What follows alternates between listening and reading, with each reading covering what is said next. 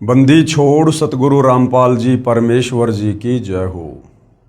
परमपिता परमात्मा सारी सृष्टि के रचनहार कुल मालिक असंख्य ब्रह्मांडों के स्वामी जगत गुरु तीनों लोकों में प्रवेश करके सबका धारण पोषण करने वाले राजाधिराज आत्माधार नाथों के नाथ देवों के देव महादेव सर्वेश्वर महेश्वर मृत्युंजय अजरो अमर आदि अनादि सनातनी प्रभु जगत पिता जगदीश्वर श्री श्री 1008 की उपाधि के वास्तविक अधिकारी अकाल मूर्त शब्द स्वरूपी राम वासुदेव सर्वगतम ब्रह्म परम पूज्य प्रथम पूज्य परम संत परम पुरुष परम धनी परम दयालु सत्य कबीर हक्का कबीर अल्लाहु कबीर अल्लाहु अकबर बाखबर अल्लाह ताला जगत के तारणहार जगत के मुक्तिदाता जगत के जगन्नाथ हारे के सहारे हिंदुओं के राम मुसलमानों के अल्लाह सिखों के वायुगुरु ईसाइयों के मसीह दया के सागर दया निधि करुणा के सागर करुणा निधि स्वयंभू परिभू संकट मोचन कष्ट हरण मंगल करण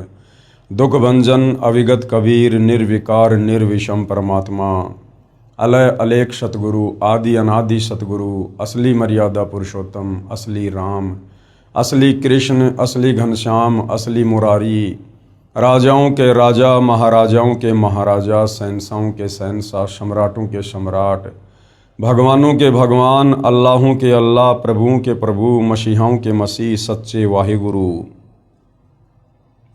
बाबाओं के बाबा पीरों के पीर सेठों के सेठ जगत सेठ सावड़सा सेठ सर्वगुण संपन्न अनंत कोटि कलाओं के स्वामी अनंत कोटि ब्रह्मांडों के नायक योगियों में महायोगी ध्यानियों में महाध्यानी सिद्धों में परम सिद्ध ज्ञानियों में तत्व ज्ञानी ब्रह्म ज्ञानी महाज्ञानी परम ज्ञानी सर्वश्रेष्ठ ज्ञानी विज्ञानी युवा कबीर समर्थ कबीर असमवात अमित ओजा सच्चे रहनुमा करीम अल्लाह सुभान अल्लाह दुनिया के अंतिम पैगंबर 8 सितंबर 1951 से गांव धनाना जिला सोनीपत हरियाणा भारतवर्ष की पावन भूमि पे प्रकट रियल कल्कि भगवान श्री नारायण साकार हरि श्री बाबा साहेब नूर अनंत परमात्मा सच्चे दरवेश सच्चे बाखबर संत श्रोमणी सतगुरु रामपाल जी परमेश्वर जी के चरण कमल में आप और हम सभी भाई बहनों का अनंत कोटि दंडवत प्रणाम। सत्साई भाई और बहनों, बहुत बड़ी दया बहुत बड़ी मेहर पूज्य गुरुदेव भगवान की परमेश्वर रामपाल जी की जिनके शुभ आशीर्वाद से विशेष आशीर्वाद से उन्हीं के सत्संगों का संग्रह पवित्र आध्यात्मिक पुस्तक ज्ञान गंगा के ऊपर वीडियो बनाने की श्रृंखला जारी है। इसी श्रृंखला में आज हमारा ये 37वें नंबर का वीडियो है और प्रत्येक वीडियो में भक्ति और भगवान को लेकर अध्यात्म को लेकर शास्त्र अनुकूल साधना को लेकर हमें वो तमाम जानकारियाँ नसीब हो रही हैं जिन जानकारियों को प्राप्त करने के लिए ये आत्मा युगों युगों से भटक रही है। यानी सारी सृष्टि के रचयिता कबीर परमेश्वर जब तक इस धरती पर संत रूप में प्रकट नहीं होते हैं तब तक हमें सृष्टि रचना के विषय में शास्त्र अनुकूल साधना के विषय में इस काल के 21 ब्रह्मांड में कोई नहीं समझा पाता है, कोई नहीं बता पाता है, क्योंकि गीता का ज्ञान देते समय ये काल ब्रह्म श्री कृष्ण जी के शरीर में प्रवेश करके अर्जुन को खुद कह रहा है कि अर्जुन इस संसार रूपी वृक्ष की यानी पूरी सृष्टि रचना की व्याख्या मैं भी विचार काल में यहाँ तेरे को नहीं बता सकता, क्योंकि मुझे भी इसके आदि और अंत का ज्ञान नहीं है। तो विचार करने की बात है, जब गीता ज्ञान दाता ब्रह्म को भी सृष्टि रचना के विषय में परमेश्वर के विषय में कंप्लीट ज्ञान नहीं है, सचखंड सतलोक जाने के मार्ग का ज्ञान नहीं है, तो भला 21 ब्रह्मांड के प्राणियों को कैसे ये सतज्ञान हो सकता है और 21 ब्रह्मांड का कोई भी प्राणी कैसे संत बनकर सतगुरु बनकर ये ज्ञान दे सकता है। इसलिए अपने द्वारा रची सृष्टि का यथार्थ ज्ञान ज्यों का त्यों देने के लिए कबीर परमेश्वर परम अक्षर ब्रह्म सत्य पुरुष स्वयं ही इस पृथ्वी पर मानव शरीर में एक लीला करते हुए तत्वदर्शी संत की भूमिका करते हुए इस ज्ञान को जन जन तक पहुंचाते हैं। और इसीलिए गीता ज्ञानदाता काल ब्रह्म ने गीता जी अध्याय 4 श्लोक नंबर 34 में स्पष्ट कहा है कि अर्जुन, उस परमेश्वर के विषय में कंप्लीट जानकारी तुझे कोई तत्वदर्शी संत ही देगा। यानी गीता ज्ञानदाता ने खुद अपने हाथ खड़े कर दिए कि मुझे भी कंप्लीट ब्रह्मांडों की रचना का ज्ञान नहीं है, मुझे भी परमेश्वर के विषय में कंप्लीट ज्ञान नहीं है। ऑप्शन दे दिया कि तू किसी तत्वदर्शी संत की खोज कर। अर्थात गीता जी में परमात्मा प्राप्ति का पूर्ण मार्ग नहीं है, वेदों में परमात्मा प्राप्ति का पूर्ण मार्ग नहीं है, क्योंकि चारों वेदों का सार ही गीता है और गीता ज्ञान देने वाला तत्वदर्शी संत की ओर इशारा कर रहा है। तो भाइयों और बहनों, आज इस भारत देश की पवित्र भूमि पर 8 सितंबर 1951 को प्रकट होकर सन 1994 से अपने यथार्थ 13वें कबीर पंथ को शुरू करके सतगुरु रामपाल जी परमेश्वर जी ने जो यथार्थ सृष्टि रचना का ज्ञान दिया है, जो उन्होंने कंप्लीट शास्त्र अनुकूल भक्ति साधना का ज्ञान दिया है, तो भाई और बहनों, ये कॉमन सेंस की बात है कि फिर सतगुरु रामपाल जी कौन है।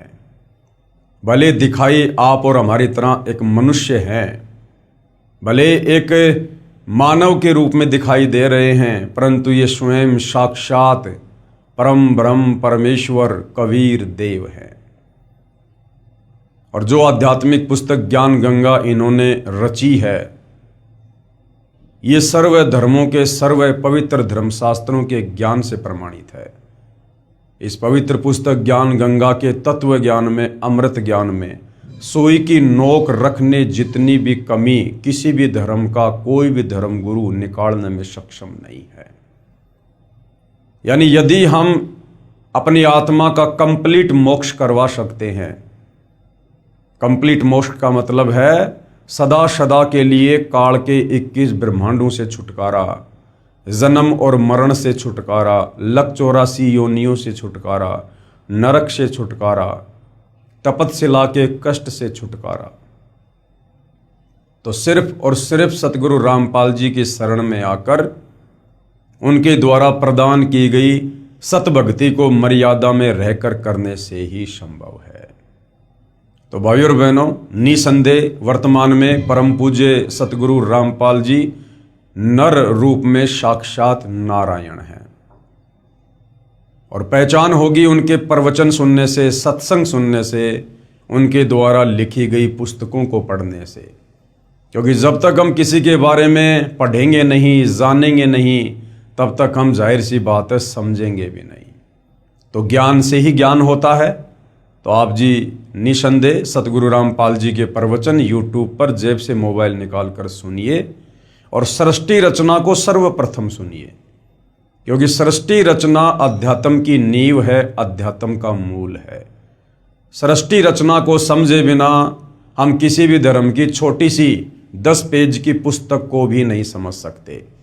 और जिस दिन आप सतगुरु रामपाल जी परमेश्वर जी के द्वारा बताई गई, समझाई गई, सर्व धर्मशास्त्रों के ज्ञान से प्रमाणित की गई सृष्टि रचना को सुनकर समझ लेंगे, विश्वास कर लेंगे, उसके बाद चारों वेद भी आपकी उंगलियों पर होंगे, पवित्र गीता आपकी जुबान पर होगी। इस तत्व ज्ञान के अभाव में जो धर्मशास्त्र आज से पहले हमारे उन संस्कृत के तथा कथित विद्वान ब्राह्मणों के लिए, गुरुजनों के लिए, पंडितों के लिए पहाड़ के समान थे, आज वो चारों वेद, गीता, कुरान शरीफ, कुरान मजीद, तौरेत, जबूर, इंजिल, बाइबल, गुरु ग्रंथ साहिब, दुनिया की कोई भी धार्मिक पुस्तक हो, वो ये तत्व ज्ञान प्राप्त होने के बाद आपकी उंगलियों पर होगी और आपके लिए प्रथम कक्षा का कायदा हो जाएगा। क्योंकि तत्व ज्ञान अध्यात्म की जड़ है, ये मास्टर की है और मास्टर की से हम कोई भी ताला खोल सकते हैं। तो भाई और बहनों, ज्ञान देने में, समझाने में, समाधान करने में सतगुरु रामपाल जी ने कोई कमी, कोई कसर नहीं रखी है। अब यदि कोई कमी रहेगी तो आप और हमारी नासमझी की रहेगी, हमारे कमजोर भक्ति संस्कारों की रहेगी, क्योंकि परमेश्वर को प्राप्त करना किसी आम प्राणी के बस की बात नहीं होती है। परमात्मा कहते हैं, सकल पदार्थ है जग माही, कर्महीन नर पावत नाही। तो जिनके माड़े कर्म होंगे, फूटे भाग होंगे, वो आत्माएं सतगुरु रामपाल जी के तत्व ज्ञान तक, उनके सत्संगों तक, उनके पुस्तकों तक नहीं पहुंच पाएंगी। यानी उन आत्माओं को अभी इस काल के लोक में युगों युगों लक 84 योनियों में गधे, कुत्ते, सुअर की योनियां भोगना शेष है। अभी उनका मोक्ष का समय आया नहीं है। तो भाई और बहनों, आज हम इस पवित्र पुस्तक ज्ञान गंगा के वीडियो नंबर 37 में जिन जिन भगत आत्माओं ने सतगुरु रामपाल जी से शरण प्राप्त करके जो अद्वितीय आध्यात्मिक और भौतिक लाभ प्राप्त किए हैं, उनकी मुंह जुबानी आत्मकथा सुनेंगे कि किस प्रकार से परमेश्वर रामपाल जी की शरण ग्रहण करने से पूर्व उनके घर में, उनके शरीर में, उनके परिवार में कहर टूट रहे थे। मृत्यु शैया पर वो परिवार पड़ा हुआ था। डॉक्टरों ने भी जवाब दे दिया था। शाणे सपाटों के पास, तांत्रिकों के पास लाखों रुपया ठगा कर भी वो किसी प्रकार की कोई राहत प्राप्त नहीं कर पा रहे थे। उनके प्रारब्ध के कांटे, उनके कर्म दंड के कांटे ज्यों के त्यों उनको चुभ रहे थे और अंत में मौत को गले लगाना ही शेष था। और जैसे ही उनको सतगुरु रामपाल जी के विषय में पता चला और उन्होंने जाकर उनके चरणों में माथा रगड़ा, उनकी शरण ग्रहण की और उनके द्वारा प्रदान की गई शास्त्र अनुकूल भक्ति शुरू की, उसी दिन से, उसी क्षण से उनके वो 3 ताप के कष्ट, वो प्रारब्ध के कांटे, पाप कर्मों के, वो निकलने शुरू हो गए और आज वो आत्माएं हर प्रकार से आध्यात्मिक, शारीरिक और भौतिक लाभ प्राप्त कर रही हैं। तो उनमें से कुछ और आत्माएं हैं जिन्होंने अपने साक्षात्कार दिए और अन्य समाज को बताने की दृष्टि से, जगाने की दृष्टि से कि भाई यदि आप भी मेरे की तरह दुखी हैं, परेशान हैं, पीड़ित हैं, तो आप एक बार सतगुरु रामपाल जी की शरण में आइए, उनके सत्संग सुनिए, उपदेश लेकर देखिएगा। कोई पैसा, कोई चार्ज नहीं लिया जाता है, निःशुल्क दीक्षा दी जाती है। और साथ में वो आत्मा ये भी संदेशा देना चाहती हैं कि यदि आप हमारी तरह दुखी नहीं हैं और वर्तमान में आप सांसारिक दृष्टि से सुखी हैं, तो ये मत भूलिएगा कि ये सुख यहां पर सदा रहेगा।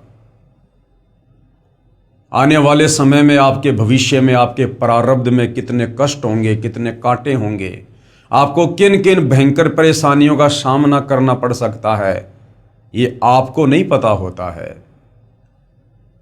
इसलिए समय रहते सतगुरु रामपाल जी के ज्ञान को सुनकर, तत्व ज्ञान से परिचित होकर आप तुरंत उनकी शरण को स्वीकार कीजिए, अन्यथा ये काल का लोक है। अभी आप काल के भयंकर षड्यंत्र से परिचित नहीं हैं।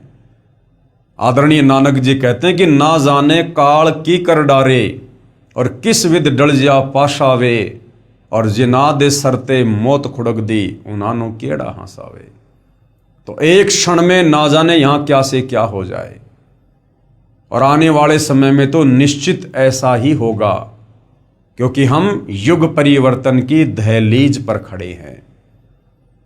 2028 युग परिवर्तन का निर्धारित समय है और युग परिवर्तन प्रकृति का अटल नियम है।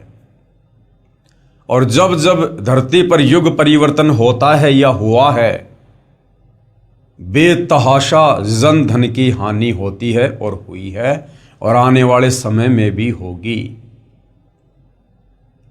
तो उस दौर में स्वयं को और अपने परिवार को यदि आप सुरक्षित रखना चाहते हैं, तो आपने समय पूर्व सतगुरु रामपाल जी के ज्ञान को सुनकर उनकी शरण ग्रहण करनी पड़ेगी। दूसरा कोई विकल्प, कोई ऑप्शन नहीं है। और जितना लेट आओगे उतना ही पछताओगे, उतने ही रोओगे। लेट आने वाले की परमेश्वर के दरबार में लेट ही सुनवाई होती है। तो ये भाई बहन क्या कुछ अपनी आत्मकथा के माध्यम से समाज को समझाना चाहते हैं, सुनिएगा। पवित्र पुस्तक ज्ञान गंगा। भटके हुए भगत हनुमत दास को पुनः संभालना। सतगुरु रामपाल जी महाराज जी की असीम कृपा। मुझदास का नाम भगत हनुमत दास, निवासी ग्राम हिनोद, तहसील जैसी नगर, जिला सागर, मध्य प्रदेश है। मेरे जीवन में बंदी छोड़ सतगुरु रामपाल जी महाराज जी के आशीर्वाद से हुए चमत्कार को कुछ शब्दों में व्यक्त करने की कोशिश करना चाहता हूं।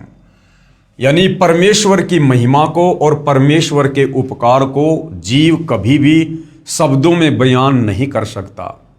सात समुद्र की मशी करूं, लेखनी करूं बनराय, और शब्द धरती का कागज करूं, पर सतगुरु के गुण लिखे न जाए। सतगुरु यानी परमेश्वर, परमात्मा। लेकिन कोशिश है कि जो जो लाभ हमें हुए हैं, जितना हम सतगुरु को आंशिक रूप से जान पाए हैं, उस विषय में भगत समाज को बताना हमारा कर्तव्य है, ताकि धरती पर प्रकट परमेश्वर की शरण में आकर आप और हमारे की तरह अन्य पीड़ित आत्माएं भी कुछ राहत प्राप्त कर सकें और अपनी आत्मा का कल्याण करवा सकें।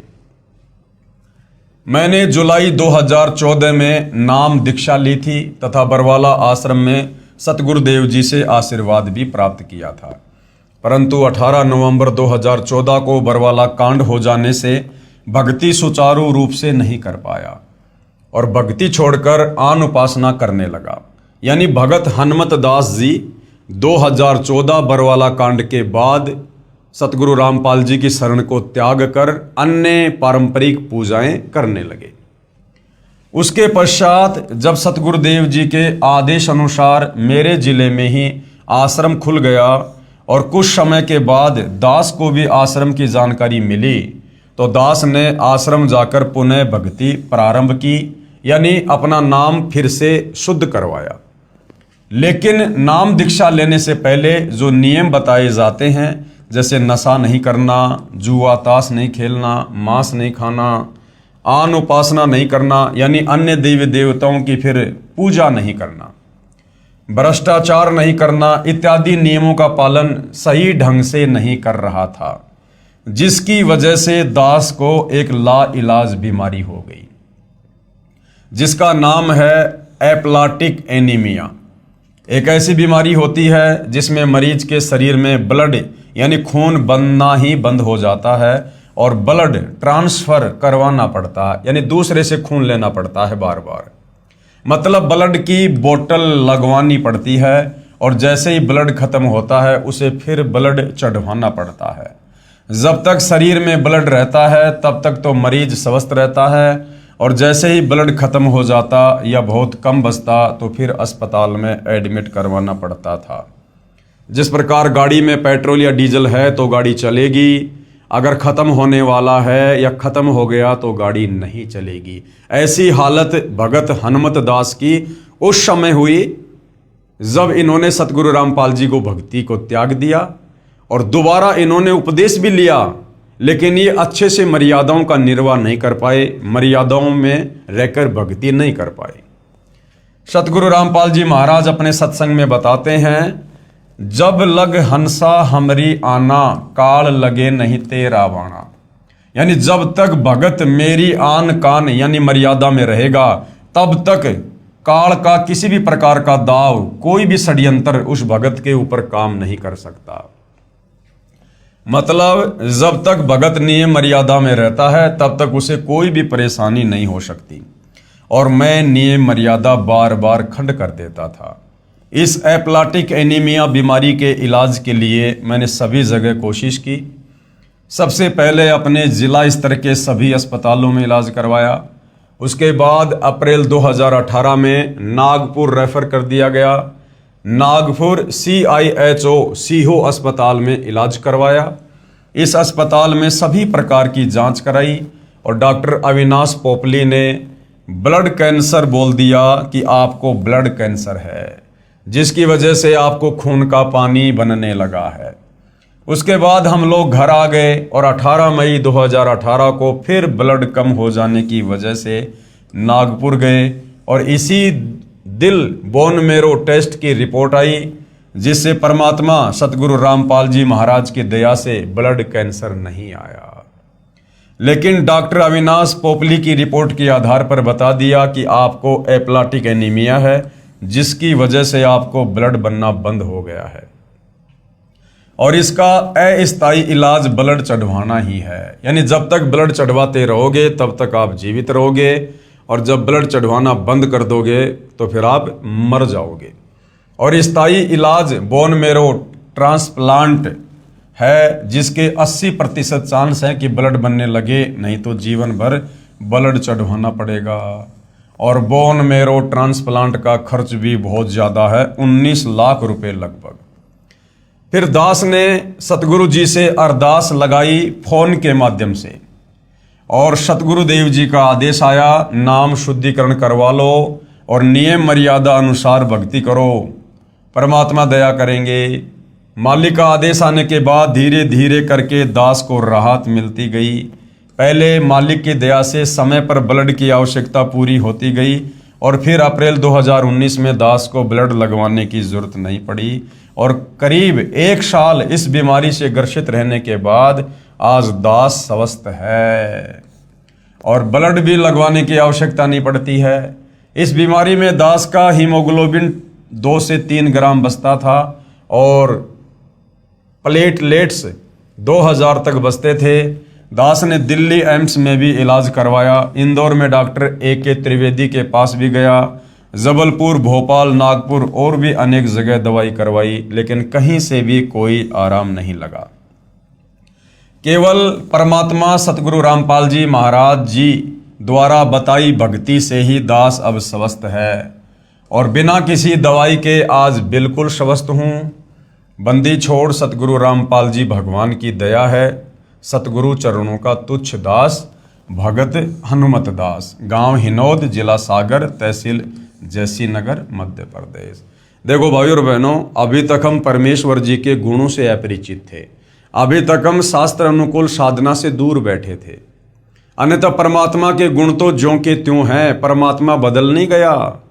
आज भी धरती पर सतगुरु रामपाल जी के रूप में उनके नाम से वही परमात्मा है जो परमात्मा सतयुग में सतसुकृत ऋषि के नाम से आया था, त्रेता में मुनिंद्र ऋषि के नाम से आया था, जिन्होंने भगत प्रहलाद की खंबे से प्रकट होकर उसके पिता हिरण्यकश्यप से रक्षा की थी, जिन्होंने मीराबाई के जहर को अमृत में तब्दील कर दिया था, जिन्होंने भगत प्रहलाद को अग्नि से बचाया, महाभारत के युद्ध में टटेरी पक्षी के बच्चों को बचाया, ये वही परमात्मा है।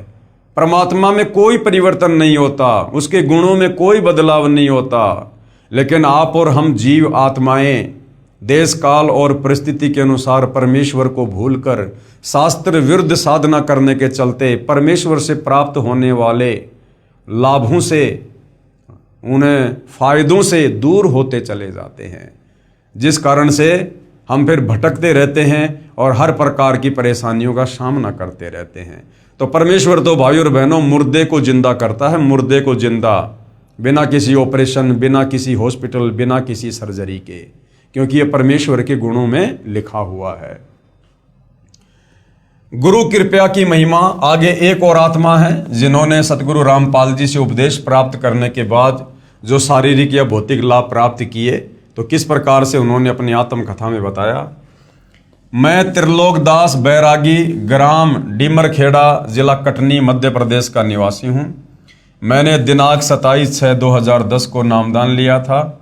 जब मैंने नामदान लिया था तब मुझे मालूम नहीं था कि नामदान नहीं बल्कि अमृत ले रहा हूँ। मेरी बात आपको अतिशोक्ति लगेगी, लेकिन कसम मुझे गुरुदेव के चरणों की, इसमें मैंने जो भी अनुभव किए या जो भी प्रमाण मेरे सामने हुए, मैंने कल्पना भी नहीं की थी कि मेरे साथ ऐसा चमत्कार होगा। नामदान लेने से 6 महीने बाद मेरा पुत्र बीमार होता है, जिसका जन्म 5 पुत्रियों के बाद हुआ था।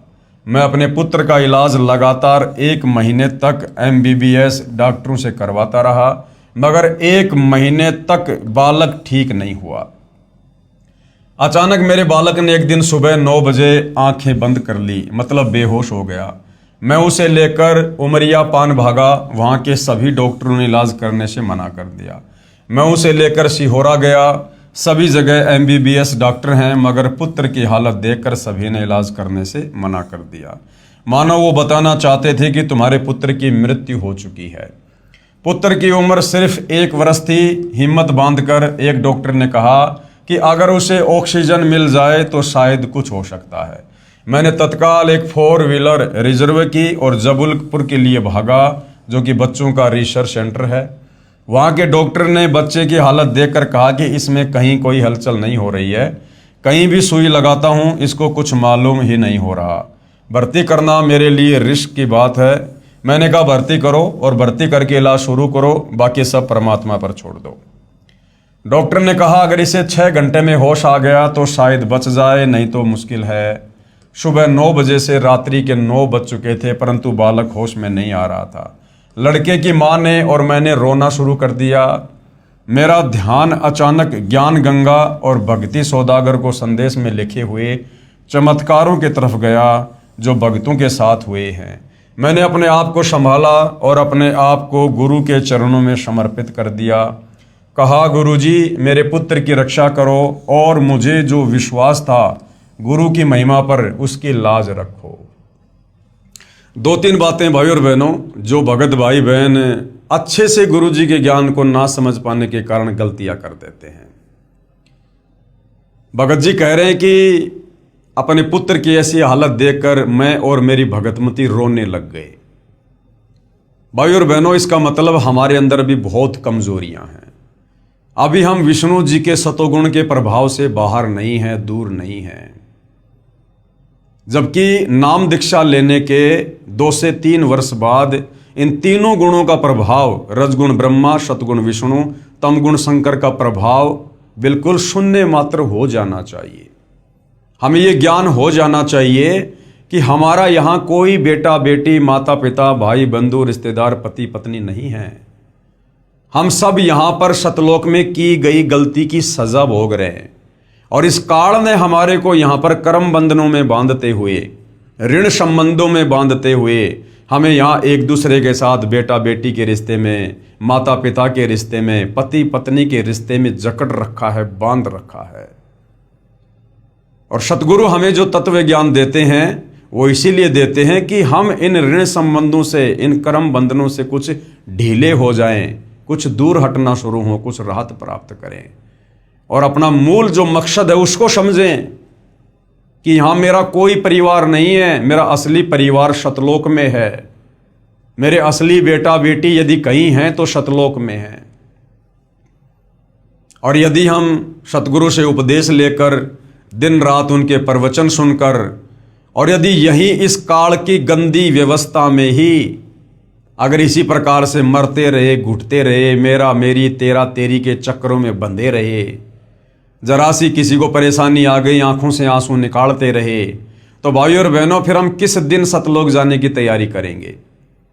ऐसी स्थिति जिस दिन आप सतलोक जाने की तैयारी करोगे उससे 2 घंटे पहले ये काल आपके पोते के साथ, आपकी पोती के साथ या आपके बेटा बेटी के साथ में फिर से घटित कर देगा, फिर उनको बीमार कर देगा, कोई एक्सीडेंट हो जाएगा, फिर आपका ध्यान वहीं लग जाएगा, आप तो रोना धोना शुरू कर दोगे, उन्हीं के चक्कर में चिंतित हो जाओगे।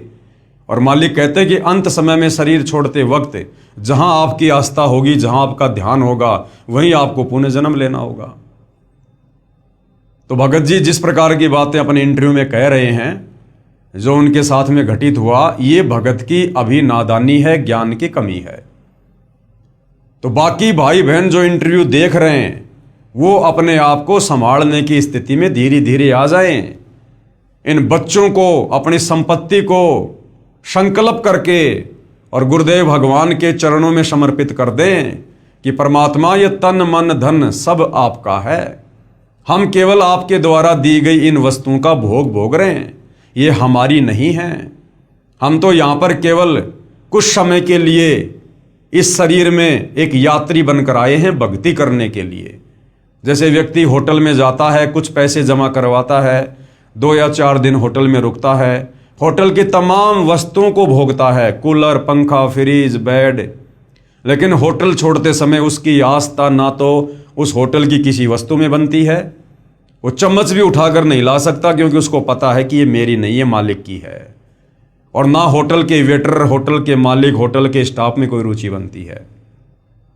तो इसी प्रकार हमारा जो घर है वो एक होटल है, और जो भी सुविधा हमें प्राप्त हैं वो परमेश्वर के द्वारा दी गई हैं, और जो भी हमारे परिवार के सदस्य हैं वो होटल के स्टाफ मेंबर हैं। और जिस दिन ये जीव आत्मा शरीर छोड़कर जाएगी, यानी होटल छोड़कर जाएगी ये शरीर, उस दिन हमारी रुचि नहीं बननी चाहिए किसी भी वस्तु में। हमारा मूल मालिक, हमारा मूल घर सतलोक है। तो भाइयों और बहनों, यदि हम इस प्रकार की कमजोरियां भक्ति करते करते अगर इस प्रकार से दिखाते रहे तो अंत समय में हमारी बात बिगड़ सकती है, क्योंकि जब तक हम इस काल के लोक में रहेंगे, काल इस प्रकार के झटके मारता रहेगा, और सतगुरु भी इस प्रकार के झटकों से अपने भगत की परीक्षा लेता रहेगा। दूसरा, आगे फिर भगत जी ने कहा, मैंने अपने आप को संभाला और अपने आप को गुरु के चरणों में समर्पित कर दिया। यदि हम पहले से गुरु जी के चरणों में समर्पित होते, ज्ञान को आधार बनाकर भक्ति कर रहे होते, मर्यादा में होते, तो परमेश्वर उस परिवार पर जरा सी भी आपत्ति नहीं आने देते। इस भगत के बच्चे के साथ में इस प्रकार की घटना घटित नहीं हो सकती थी। अगर माता पिता अगर पूर्ण मर्यादा में है तो बच्चा यदि 3 साल से कम उम्र का है, और यदि माता या पिता ने नाम दीक्षा ले रखी है, और यदि पूर्ण मर्यादा में है, तो उनके बच्चों के ऊपर किसी प्रकार की कोई आपत्ति परमात्मा नहीं आने देता। यह उनका वचन है। ऐसे बहुत सारे उदाहरण आपको संगत में देखने को मिलेंगे। तो भगत जी कहते हैं कि बाद में मैंने परमात्मा के चरणों में स्वयं को समर्पित किया और कहा, गुरुजी मेरे पुत्र की रक्षा करो, और मुझे जो विश्वास था गुरु की महिमा पर उसकी लाज रखो। ये भी भगत की कमजोरी है। हमने कोई एग्रीमेंट नहीं कर रखा भगवान के साथ कि भगवान हमें सुख देगा, मेरे बेटे को ठीक रखेगा तो मैं भक्ति करूंगा। भक्ति स्वयं की आत्मा के कल्याण के लिए की जाती है, बेटा बेटी की अच्छी कामना के लिए नहीं की जाती है। बेटा बेटी के अपने संस्कार हैं, वो अलग आत्मा हैं। हम इस जन्म में भले ही माता पिता बेटा बेटी के संबंधों में हैं, क्या पता पिछले जन्म में वो बेटा बेटी आपके घोर शत्रु थे। गुरुदेव ने तो स्पष्ट कर रखा है कि हमारे घर में जो बेटा बेटी आते हैं वो कौन हैं, या तो पिछले जन्म में हम उनके दुश्मन थे, या वो हमारे दुश्मन थे जो इस जन्म में अपना लेन देन पूरा करने के लिए आए हैं। तो पिछले जन्मों में तो हम उनसे इतना द्वेष करते थे, इतनी दुश्मनी थी हमारी, एक दूसरे की शक्ल देखना भी हम पसंद नहीं करते थे, और इस जन्म में वो बेटा बेटी बन के आ गए, और काल ने विष्णु के शतोगुण से हमें आपस में बांध दिया मोह ममता में। अब हम उनके बिना रह नहीं सकते, जी नहीं सकते। तो तत्व ज्ञान देकर सतगुरु हमें यही तो षड्यंत्र समझाने आते हैं कि तुम ये गलती मत करो कि ये मेरा बेटा है, ये मेरी बेटी है। कब किसका जीवन शेष है, कब किसका जीवन अंत होगा, ये परमात्मा ने निर्धारित कर रखा है। और परमेश्वर की उस लेखनी में किसी भी प्रकार की हेराफेरी करना या उसमें कोई छेड़छाड़ करना, यह परमेश्वर के विधान के विपरीत है, भगत दोषी बनता है। हमने केवल उतना ही करना है जितना गुरुदेव ने हमें बता दिया। भाई ये मर्यादा है, ये भक्ति है, और आपने इस प्रकार से भक्ति मार्ग पर चलना है। बाकी काम उस परमेश्वर का है। फिर वो किसको बचाएगा, किसको मारेगा, अच्छा होगा या बुरा होगा। अगर हम मर्यादा में हैं, भक्ति कर रहे हैं, तो हमारी बुराई में भी हमारी अच्छाई है, भले वो 10 साल बाद हमें जाकर पता चले।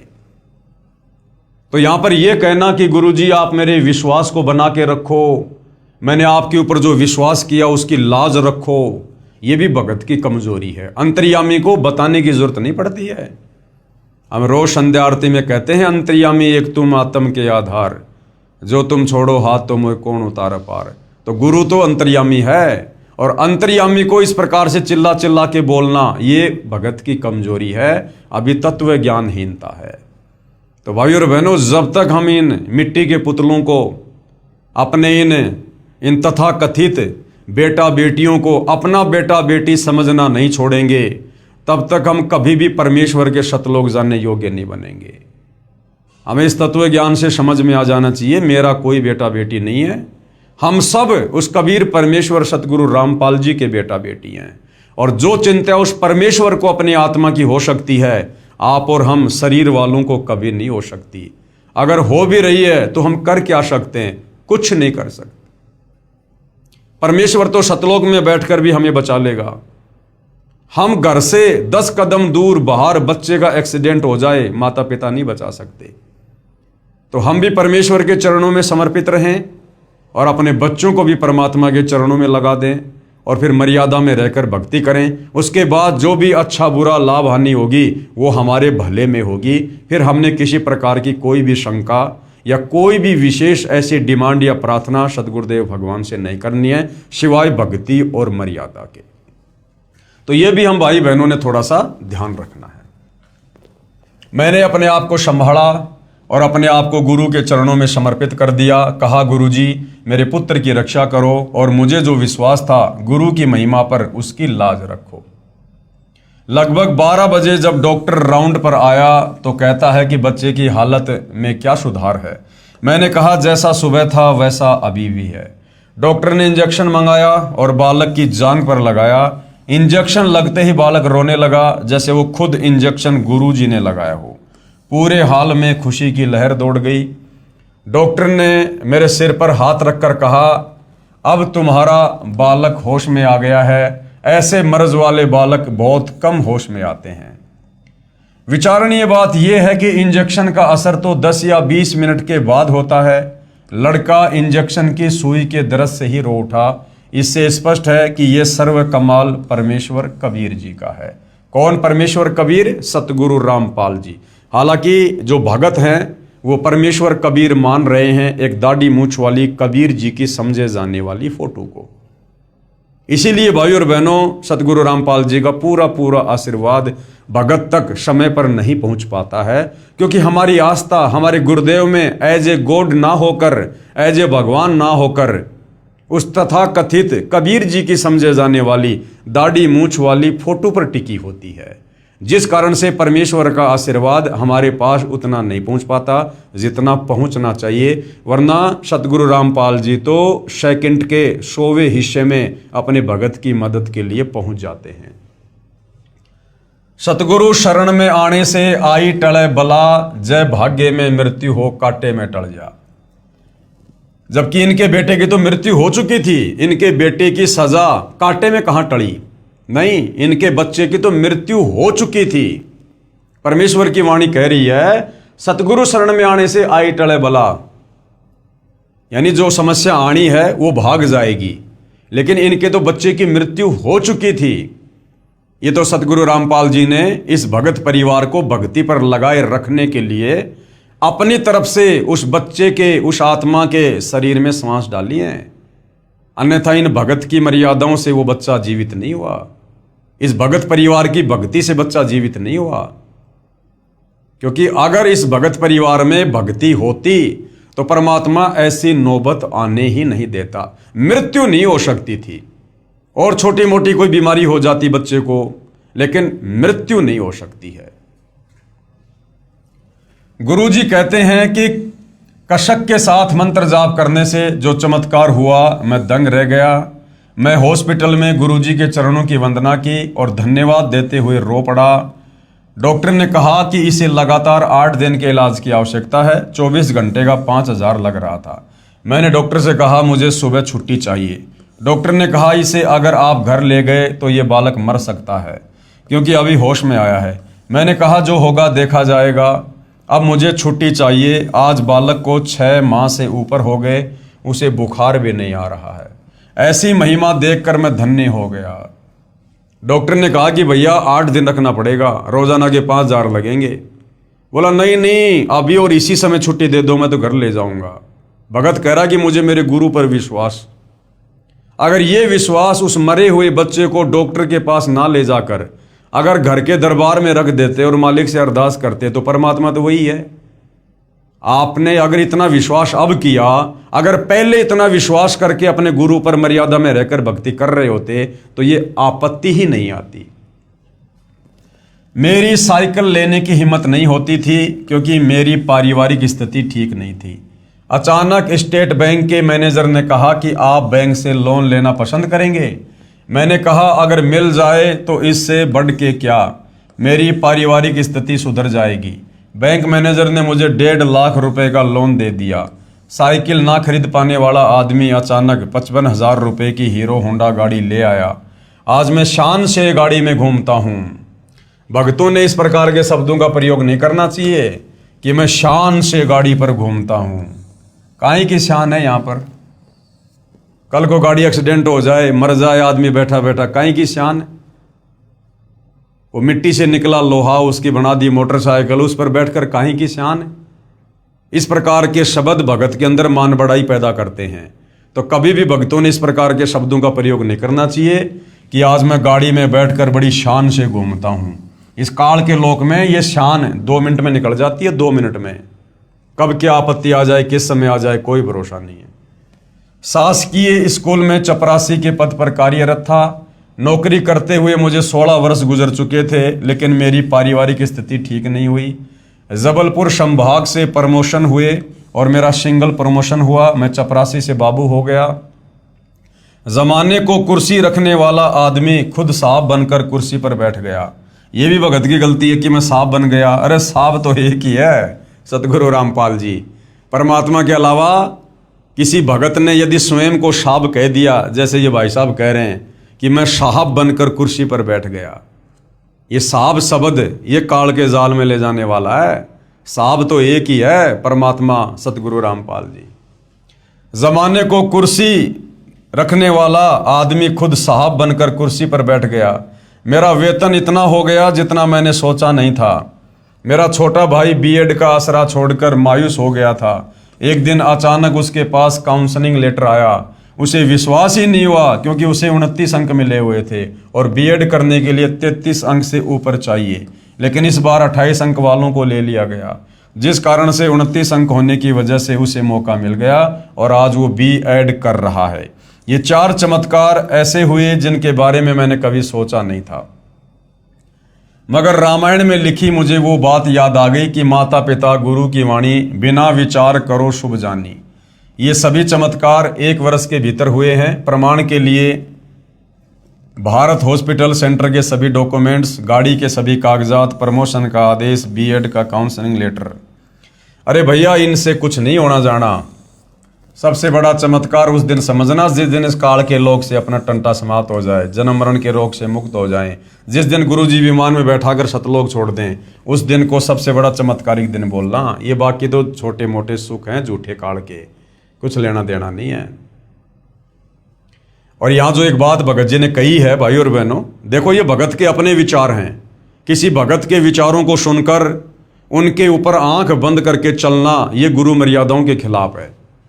भगत कह रहा है कि मुझे रामायण की चौपाई याद आ गई कि माता पिता और गुरु की वाणी बिना विचार करो शुभ जानी। यानी माँ बाप और गुरु जी की वाणी पर, उनकी बातों पर बिना सोच विचार किए अमल करना चाहिए, बिल्कुल नहीं। गुरु की वाणी पर भी गुरु ने कहा है कि बुद्धि विवेक लगाना चाहिए। जैसे गुरु जी ने बताया कि एक संत ने एक समय अपने भक्तों को पहले तो ज्ञान दिया कि गुरु जी की आज्ञा की अवहेलना नहीं करनी चाहिए, घोर नरक में जाता है। तुरंत बाद गुरु जी ने कहा कि अपने पैर का जूता निकालो, मेरे सर में मारो। ये गुरु जी की वाणी थी, गुरु जी का आदेश था। तो क्या इस रामायण की चौपाई के अनुसार बिना सोचे समझे गुरु की उस वाणी का पालन करना चाहिए? अपने गुरु के सिर में जूते मारने चाहिए? नहीं। विशेष परिस्थिति में गुरु जी की वाणियां जो गुरु जी के ही ज्ञान के विपरीत हों, उनके ऊपर भगत ने विवेक लगाना चाहिए कि ये तेरी परीक्षा है। हाँ, बाकी जैसे गुरु ने भक्ति आदेश दे दिया, मर्यादा बता दी, उन बातों पर हमने आंख बंद करके ब्लाइंड फेथ करना है। और दूसरा, माता पिता। माता पिता कौन होते हैं भाई? वो भी आप और हमारे जैसे 2 कोटि के जीव हैं, और जीव तो कभी भी गलती कर सकता है। जीव की बुद्धि वो थोड़ी है जो परमेश्वर हमें जो समाधान देगा। तो माँ बाप की प्रत्येक बात पर आंख बंद करके विश्वास नहीं करना चाहिए। माता पिता की बातों पर सामाजिक दृष्टिकोण को देखते हुए हमने उसके बाद ही विचार करना चाहिए कि ये मेरे हित में है या नहीं है, माता पिता की बात मेरे भले में है या नहीं है। माता पिता अगर काल प्रेरित हैं और काल तुम्हें माता पिता के माध्यम से अपने षड्यंत्र में फांसना चाहता है, तुम कैसे भगत होने के बावजूद माता पिता की प्रत्येक बात को आंख बंद करके तुम वो कर लोगे? नहीं कर सकते। इस सतभक्ति मार्ग में नहीं कर सकते। सतगुरु रामपाल जी के भगत होकर नहीं कर सकते। माता पिता की या किसी भी की उन्हीं बातों पर हम विश्वास करेंगे जो बातें हमारे गुरुदेव के सत्संगों के अनुसार होंगी। और गुरु की बातें यदि गुरु जी के सत्संगों के अकॉर्डिंग हैं तो आंख बंद करके विश्वास करेंगे। और अगर गुरु की बातें, गुरु की वाणी गुरु जी के सत्संगों के विरुद्ध है हमारी परीक्षा के लिए, तो फिर हमने बुद्धि विवेक का इस्तेमाल करना चाहिए। तो बहुत सारी बातें हैं भाई और बहनों, हमने निष्कर्ष निकालते हुए आगे बढ़ना चाहिए। ये सभी चमत्कार नामदान लेने के 6 माह बाद मुझे हुए, लेकिन सिर्फ नामदान लेने से फायदा नहीं होता, बल्कि गुरु के बताए मार्ग पर चलना पड़ता है। हरि रूठे गुरु ठोर है, हरि रूठे गुरु ठोर है। ये वाणी कुछ सही नहीं लिखी इन लोगों ने। ये वाणी लिखने में थोड़ी सी त्रुटि हो गई है ज्ञान गंगा पुस्तक में, लेखक के द्वारा, भगत के द्वारा। इसमें जो मेन वाणी है वो ये है कि हरि रूठे ठोर है और गुरु रूठे नहीं ठोर। यानी अगर भगवान रूठ जाए किसी बात पर तो कोई बड़ी बात नहीं है, हम गुरु जी की शरण में चले जाएंगे। और यदि गुरु जी रूठ गए भगत की किसी बात को लेकर, फिर वो हरि यानी भगवान भी कोई मदद नहीं कर सकता। गुरुदेव जी के चरणों में शिष्य के अनुभव सादर समर्पित हैं। भगत त्रिलोकदास बैरागी, साहा ग्रेड 3, साहा उच्च माध्यमिक विद्यालय मुरवारी, तहसील डीमरखेड़ा, जिला कटनी, मध्य प्रदेश। आगे भाई और बहनों एक और भगत है जिन्होंने अपनी आत्मकथा इस पवित्र पुस्तक ज्ञान गंगा में लिखवाई है। और ये जो भगत है ये गांव धनाना से है और सतगुरु रामपाल जी के ये सांसारिक परिवार से संबंध रखता है। और सतगुरु रामपाल जी से उपदेश लेने के बाद इस भगत परिवार के घर में क्या घटना घटी, इसके बच्चे को किस प्रकार से 11,000 वोल्टेज के तार ने पकड़ लिया, यानी बिजली का करंट लगा, और किस प्रकार से सतगुरु रामपाल जी ने जो स्वयं परमेश्वर हैं, परमात्मा हैं, उस भगत आत्मा की रक्षा की। 11,000 वोल्टेज के तार से छुड़वाना। मैं भगत सुरेश दास, पुत्र श्री चांदराम, निवासी गांव धनाना, जिला सोनीपत, जो कि फिलहाल शास्त्री नगर रोहतक हरियाणा का निवासी हूं। सतगुरु जी से नाम उपदेश लेने से पहले मेरे घर की आर्थिक स्थिति बहुत कमजोर थी। परिवार का कोई भी ऐसा सदस्य नहीं था जो कि कभी बीमार ना रहता हो। मेरी पत्नी को भूत प्रेत बहुत ही ज़्यादा परेशान करते थे। इतना कष्ट रहने के बावजूद हम देवी देवताओं की बहुत पूजा करते थे तथा मेरी हनुमान जी में बहुत ज़्यादा आस्था थी। लेकिन घर में संकट पर संकट आते जा रहे थे, किसी भी काम में बरकत नहीं हो रही थी। पूर्ण परमात्मा सतगुरु रामपाल जी महाराज जी मेरे परिवार के होने के कारण हम उनको पूर्ण परमात्मा नहीं मान पाए। ये सतगुरु रामपाल जी के सांसारिक दृष्टि से चाचा जी का लड़का है सुरेश दास। तो कह रहा कि भगवान हमारे घर में आए हुए पूर्ण परमात्मा, लेकिन हम उनको पहचान नहीं पाए, जिसका खामियाजा हमें कई वर्षों तक झेलना पड़ा। तभी क्या हुआ, तभी गांव सिंहपुरा निवासी भगत विकास ने मुझे बताया कि आपके घर में कौन आए हुए हैं? पूर्ण परमात्मा जगत गुरु रामपाल जी महाराज आए हुए हैं, और आप कहाँ सोए पड़े हो? तो मैंने कहा कि काल ने हमें कष्ट ही इतना दे रखा है कि हमें वहाँ के बारे में जानने का टाइम ही नहीं मिला। सारा समय डॉक्टरों के चक्कर काटने में चला जाता है। सकल पदार्थ है जग माही, भाग बिना नर पावत नाही। दुनिया हजारों सैकड़ों किलोमीटरों से चलकर आकर सतगुरु रामपाल जी से आध्यात्मिक और भौतिक लाभ प्राप्त कर रही है, और सतगुरु रामपाल जी के सांसारिक दृष्टि से जो परिवार वाले हैं, रिश्तेदार हैं, वो उनको ना पहचान पाने के चलते डॉक्टरों के चक्कर काट रहे हैं। वो कहते हैं ना कि घर का जोगी जोगना, बाहर का जोगी सिद्ध। और हरियाणा में कहावत है कि दीपक तले हमेशा अंधेरा रहता है। तो वो कहानी भगत सुरेश दास जी के साथ घटित हो रही थी। ऊपर से आर्थिक तंगी भी बहुत रहती है। उस भगत ने मुझे काफ़ी समझाया।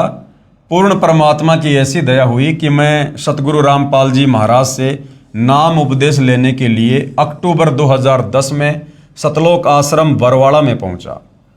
नाम उपदेश लेने के बाद सतगुरु जी ने अपना दया का पिटारा खोल दिया और मुझे वो सुख अनुभव होने लगे जिनका वर्णन इस जुबान से कर पाना बहुत मुश्किल है। मेरी पत्नी को भूत प्रेत सता रहे थे। सतगुरुदेव जी की दया से अब वह पूर्ण रूप से ठीक है। 7 सितंबर 2011 को मेरा लड़का मोहित 12 साल, जो कि मेरे कहने पर मिस्त्री को बुलाने के लिए गया था, मेरा लड़का मिस्त्री के मकान की छत पर चढ़ गया तथा छज्जे पर चला गया।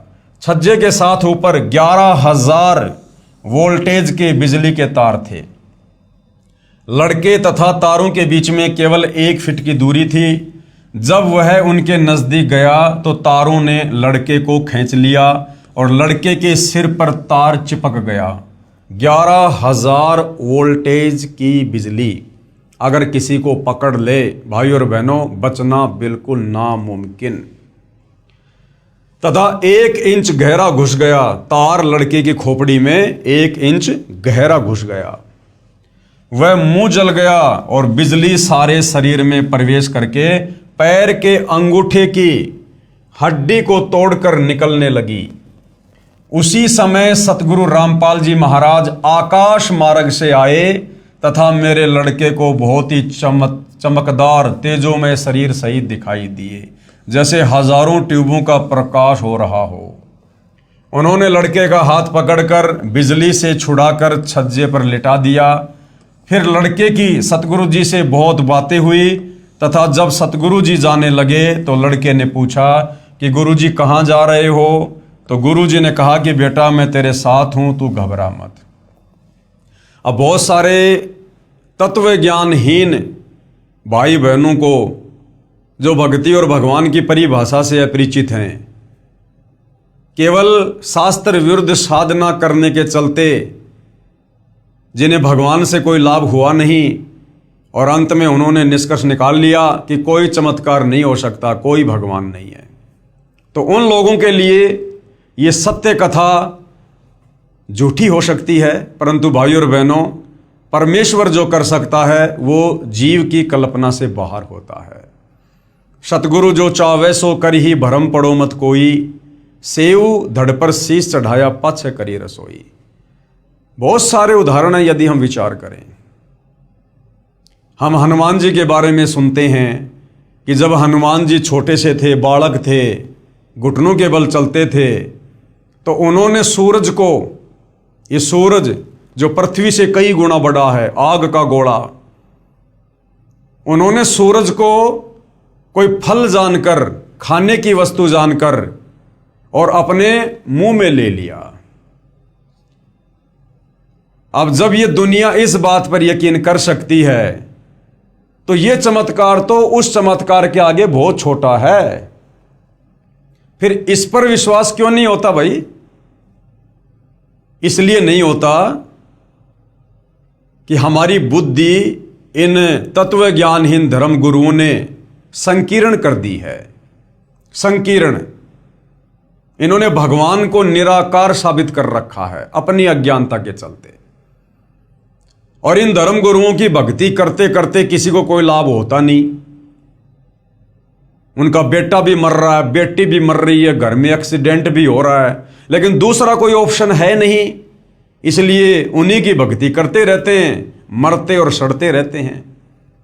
और जब इस प्रकार के चमत्कार उस आत्मा के साथ होते हैं, उस आत्मा के परिवार के साथ होते हैं जो पूर्ण ब्रह्म परमेश्वर सतगुरु रामपाल जी के साथ कनेक्टेड है, तो फिर उन नादान धर्म गुरुओं की संगत को विश्वास नहीं होता कि भक्ति तो हम भी कर रहे हैं, हमारे गुरु जी तो संत रामपाल जी से भी बहुत बड़े दिखाई देते हैं, हमारे गुरु जी के भक्तों की संख्या भी सतगुरु रामपाल जी के भक्तों की संख्या से कई गुना बड़ी है, और हमारे गुरु जी तो वास्तव में साधु हैं, भगवा वस्त्र गेरवे लाल वस्त्र पहन रखे हैं, रुद्राक्ष की माला है, बड़ी बड़ी चोटी है, जटा है। सतगुरु रामपाल जी तो सिंपल तरीके से रहते हैं। तो वो सोचते हैं कि ऐसा नहीं हो सकता। भाई और बहनों, जो हम सोच नहीं सकते परमात्मा वही करता है। जहां इंसान की बुद्धि काम करना बंद कर देती है, वहां से परमात्मा का कार्य शुरू होता है। उस परमेश्वर ने मीराबाई के जहर को अमृत बना दिया, तो क्या नहीं कर सकता वो परमात्मा।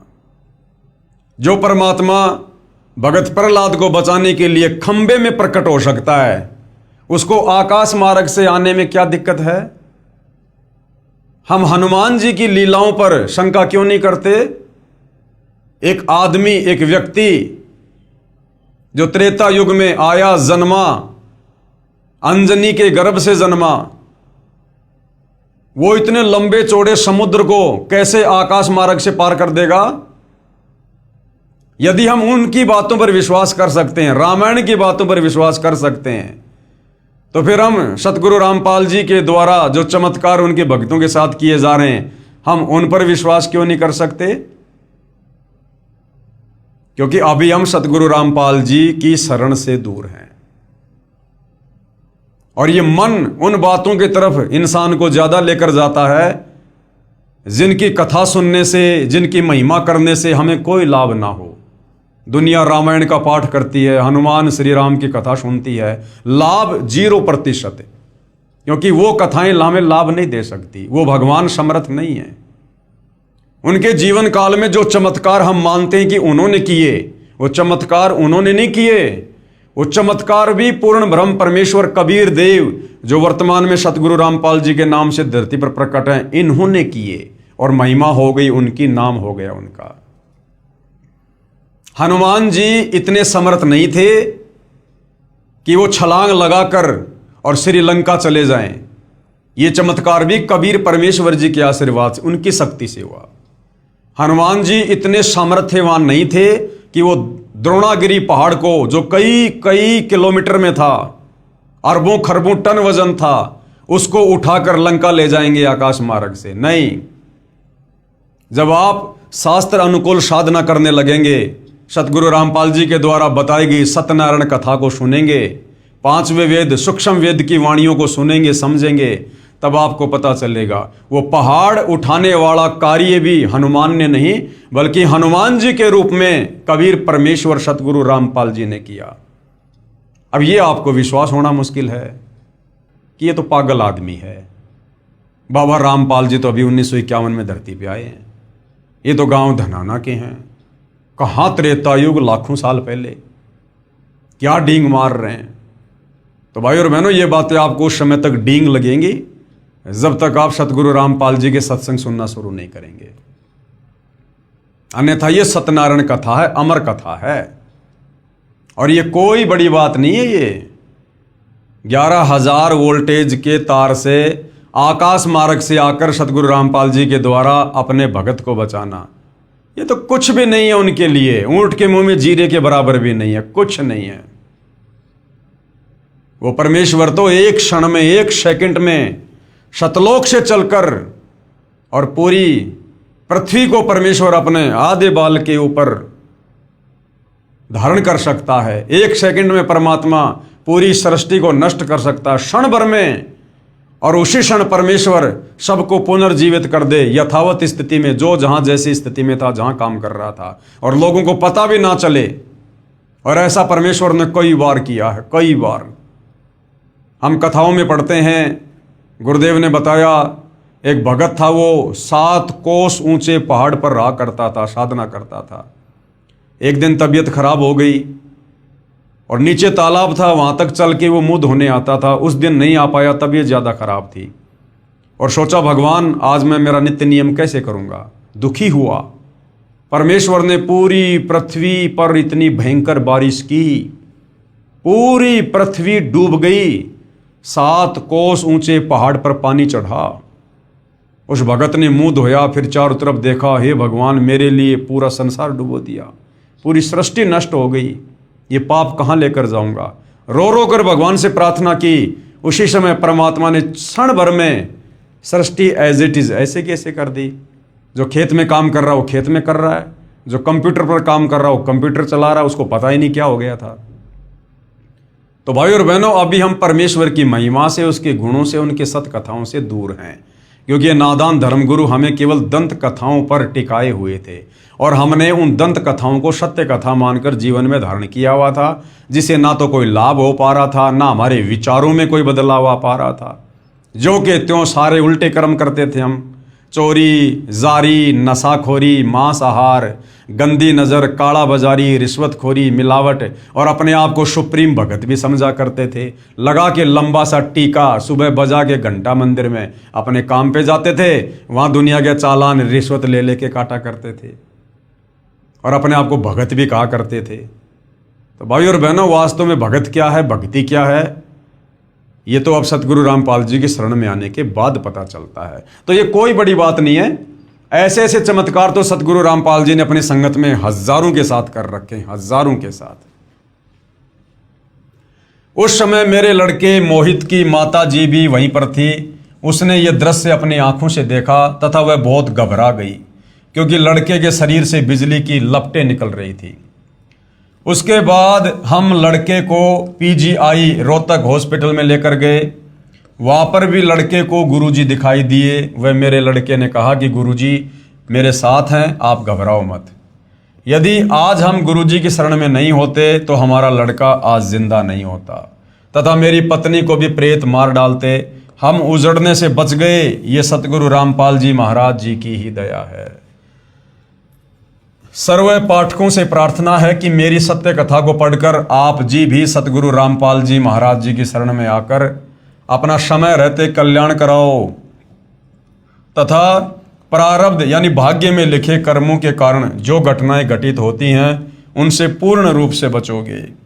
सतगुरु रामपाल जी महाराज के सत्संग वचनों में मैंने सुना था कि पूर्ण परमात्मा कबीर जी बंदी छोड़ हमारे सर्व पापों को नाश कर देते हैं। ऐसा ही प्रमाण ऋग्वेद मंडल 10 सूक्त 161 मंत्र 2 में तथा मंडल 9 सूक्त 80 मंत्र 2 में भी लिखा है कि यदि किसी रोगी की प्राण शक्ति क्षीण हो चुकी है तथा उसकी आयु भी शेष ना रही हो तो उसके प्राणों की रक्षा करूं तथा उसे 100 वर्ष आयु प्रदान करूं। अर्थात उसकी आयु बढ़ाकर साधक को सर्व सुख प्रदान करता है। अब भाइयों और बहनों, दास ने 2-3 बार इसी पुस्तक में इसी बात को ये कहते हुए कि वे परमात्मा अपने भगत की आयु बढ़ा देता है, 100 वर्ष की उम्र प्रदान करता है, तो दास ने जो है ऋग्वेद की जगह यजुर्वेद बोल दिया। गलती से दास ने ऋग्वेद की जगह पहले कुछ एक वीडियो में इसी ज्ञान गंगा पुस्तक पर जो वीडियो बन रहे हैं उसमें ऋग्वेद की जगह दास ने यजुर्वेद बोल दिया था। तो उसके लिए दास आप भाई बहनों से माफ़ी चाहता है। आप जी उसमें सुधार जो है वो कर लेना। सज्जनों, सतगुरु रामपाल जी महाराज ने अपने अमृत वचनों में ये भी बताया है कि प्रत्येक प्राणी अपने किए कर्मों के अनुसार ही सुख व दुख प्राप्त करता है। दुख तो पाप कर्मों का फल है तथा सुख पुण्य कर्मों का फल है। अभी तक सर्व संत आचार्य गुरु यही कहते रहे कि जो प्रारब्ध यानी जो भाग्य कर्म का भोग है वह तो प्राणी को भोग कर ही समाप्त करना पड़ता है। हे सभ्य पाठकों, सतगुरु रामपाल जी महाराज कहते हैं कि पाप कर्म से दुख होता है। यदि पाप कर्मों का नाश हो जाए तो दुख का स्वतः अंत हो जाता है। यदि भक्ति करते करते भी पाप कर्म का फल यानी दुख भोगना ही पड़े तो भक्ति की फिर क्या आवश्यकता है? फिर तो भक्ति की आवश्यकता ही समाप्त हो जाती है। 7 सितंबर 2011 को हमारे प्रारब्ध कर्म के पाप के कारण मेरे पुत्र मोहित की मृत्यु होनी थी। हमारे सतगुरु रामपाल जी महाराज जी की कृपा से परम पूज्य कबीर परमेश्वर जी ने, नहीं सुरेश जी याद करो, आपको गांव सिंहपुरा के भगत विकास ने क्या बताया था कि आपके घर में खुद पूर्ण परमात्मा आए हुए हैं। और आप यह कह रहे हो कि हमारे सतगुरु रामपाल जी ने कबीर परमात्मा के दया से, तो आप तो भाई अपने गुरुदेव को परमात्मा से अन्य दर्शा रहे हो। ऐसा नहीं है। गुरु और गोविंद दो नहीं भाई, जब तक दो समझोगे दो जग में जाई। तो सतगुरु रामपाल जी स्वयं कबीर परमात्मा जी हैं, जिन्होंने हमारे पाप कर्म का नाश कर दिया तथा मेरे बच्चे की जीवन रक्षा करके आयु बढ़ा दी। यदि 7 सितंबर 2011 को प्रारब्ध कर्म के फलस्वरूप मेरा बेटा मर जाता तो हम सभी परिवार के सदस्य भक्ति त्याग देते तथा नास्तिक हो जाते, क्योंकि हमें उस समय परमात्मा का पूर्ण ज्ञान नहीं था। अब भगवान पर अत्यधिक विश्वास हो गया है। ये भी विश्वास हो गया है कि परम पूज्य कबीर जी ही परमेश्वर हैं, सतगुरु रामपाल जी ही परमेश्वर हैं और उन्हीं का नाम कबीर है। ये पाप नाशक तथा सर्व सुखदायक व पूर्ण मोक्षदायक हैं तथा सतगुरु रामपाल जी महाराज उन्हीं के भेजे हुए उनके अवतार हैं। नहीं, ये भी अभी आधी अधूरी सोच है। भगत कह रहे हैं कि अब मुझे पूरा ज्ञान हो गया, वरना उस समय मुझे ज्ञान नहीं था, मैं भक्ति छोड़ देता। अब मुझे ज्ञान हो गया, विश्वास हो गया। अब यदि ज्ञान हो गया तो आप सतगुरु रामपाल जी को और कबीर जी को अलग अलग क्यों समझ रहे हैं? तथा सतगुरु रामपाल जी महाराज उन्हीं के भेजे उनके अवतार हैं। नहीं, सतगुरु रामपाल जी स्वयं अपने अवतार हैं। ये स्वयं धरती पर अवतरित होते हैं। ये किसी कबीर के अवतार नहीं हैं, क्योंकि कबीर कभी किसी अवतार को सतलोक से धरती पर नहीं भेजता है। कबीर समर्थ है, वो स्वयं ही अवतार धारण करके पृथ्वी पर मनुष्य रूप में तत्वदर्शी संत की लीला करता है। अतः आप जी से पुनः प्रार्थना है कि अविलंब सतलोक आश्रम बरवाला में पहुंचें तथा उपदेश लेकर कल्याण कराएं। आप जी से प्रार्थना करने का मेरा उद्देश्य यह है कि मेरे जैसे दुखिया बहुत हैं, मेरी उपरोक्त आत्मकथा को पढ़कर विचार करके वे भी मेरे की तरह संकटों का निवारण करा सकेंगे तथा सुखी हो सकेंगे। ये संसार समझदा नाही, कहंदा शाम दोपहरे नू, गरीब दास ये वक्त जात है, फिर रोगे इस पैरे नू। प्रार्थी हैं भगत सुरेश दास, पुत्र श्री चांदराम, शास्त्री नगर, हिसार बाईपास, रोहतक। ये इनके मोबाइल नंबर हैं। अगर किसी को किसी प्रकार की कोई शंका है तो इनसे संपर्क किया जा सकता है। सत कबीर साहिब जी की दया, बंदी छोड़ सतगुरु रामपाल जी महाराज जी की जय। यजुर्वेद अध्याय 8 मंत्र 13 में प्रमाण है कि पूर्ण परमात्मा पापी से भी पापी व्यक्तियों के भी संपूर्ण पापों का नाश करके भयंकर रोगों से भी मुक्त कर देते हैं, जिसका मैं जीता जागता उदाहरण हूं। अब भाई और बहनों, ये जो आत्मकथा है, ये एक भगत हैं श्री केशवदास मैनाली। इनकी आत्मकथा को क्या कुछ इन्होंने लिखा है, क्या कुछ भगत समाज को बताया है, क्या कुछ कष्ट और परेशानियां इस परिवार के ऊपर थी, इस भगत के ऊपर थी, और किस प्रकार सतगुरु रामपाल जी की शरण में आने के बाद ये इन तमाम प्रकार के कष्टों से मुक्त हुए। फिर उन्होंने अपनी आत्मकथा इस पवित्र पुस्तक ज्ञान गंगा में लिखवाई। इस पर भाई और बहनों हम नेक्स्ट वीडियो में जिक्र करेंगे। और आप जो भाई बहन इस पवित्र पुस्तक ज्ञान गंगा के ऊपर बन रहे वीडियो देख रहे हैं और अभी तक आप सतगुरु रामपाल जी की शरण में नहीं हैं, तो आप जी से प्रार्थना करेंगे कि आप जी अति शीघ्र सतगुरु रामपाल जी के ज्ञान को समझकर अपनी आत्मा के कल्याणार्थ हेतु उनसे उपदेश प्राप्त करें।